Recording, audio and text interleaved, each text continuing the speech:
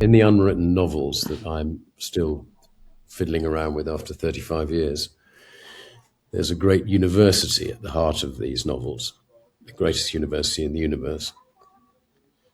And there are two ideas for disciplines in there. One is called archaeology, which is the idea that nothing in art is ever invented, it's only rediscovered. So a creative person is like an archaeologist going into the desert and shoveling mountains of sand, and eventually you find a stone lump under the ground. It's the paw of a lion, and you brush it away, and then you dig a little bit more, and there's a hole, there's the leg of the lion, and then there's the hole, and there's the Sphinx. And that's what creative people are doing. They're really rediscovering. It's in a novel, because I'm not saying it's true, but it's like that. And the other idea that I like in that book is the other study is called orthology, which orthology is the study of rightness. They teach students how to know when something's right. You'll know as an artist yourself, one of the hardest things of a painter is how do you know when the painting is finished? And an orthologist can tell you straight away, no, that one. No, that one. Of course, it's a fiction that you could train people to have that kind of amazing intuition. I don't know where you get yours, John. Like when you get that sudden surprise, like, yes, that's it. Like, where do you feel it? Where do you get your sense? I'm holding my stomach at the moment because that's where I feel it. I feel it in my stomach first when I know that somebody's got the thing being the slightly, it's a totally different version of the thing than we'd been expecting. Does that make sense?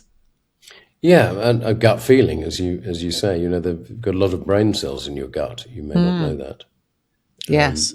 Not quite half, but a lot of them. And this thing about, for a start, nobody knows where, well, I was going to say a nice quote about writing, no surprise in the writer, no surprise in the reader. And it's well attested with writers, screenwriters and novelists that if you're doing it right, at some point the characters in the drama take over and just you're reporting on what they're doing. You're not actually inventing it.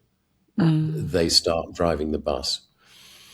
And I think that is something, again, it's not, great art is not really about the person. The person is the funnel, the channel, the radio set that is receiving something great. That's what I believe. It works for me. Yes. It's also a lovely thing because nobody knows where ideas come from. And I don't take credit. I don't think they're not my ideas. The ideas come from space, as Thomas Edison said. And I think what creative people are in terms of ideas is they're at least paying attention. When an idea pops into their mind, they at least notice it and they go, oh, that's good. And they usually note it down. I do anyway. And those things, those insights, insight again is not talked about very much. It's such an important thing. People who are lucky enough to have that gift given to them, that they go, I know what's wrong. It's that. I've seen the thing.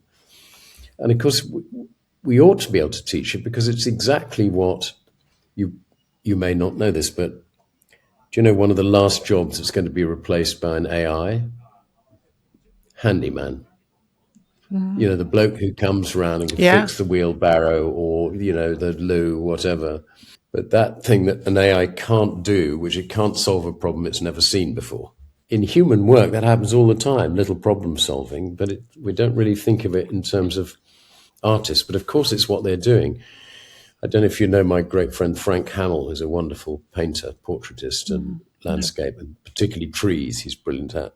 He's wonderfully good. And I've been in his house in Italy while he's been painting while somebody's making the lunch. And it looks so natural to me. And I interviewed him in a gallery. He brought out a book. And I said to him, Frank, you make it look so easy. Do you find painting hard? He goes, oh, yeah, it's agony all the time. I had no idea. But again, it's not for the artist to say, is it? I mean, making good television is very difficult. Getting it right is very difficult. But you don't want to tell the audience it was really difficult to do this, which is what used to happen, often with writers, they say, look, I worked really hard on this and it was really difficult and I've done 4 drafts, so I know, but it's still not right, I don't know if you've seen a lot of the press around Tracy Emin's show at the Tate just recently. And I was really struck by her long-standing studio manager made a post of himself kind of, it looked very serious, I must say, his photo. And he actually wrote in the caption, I hope you enjoyed this show.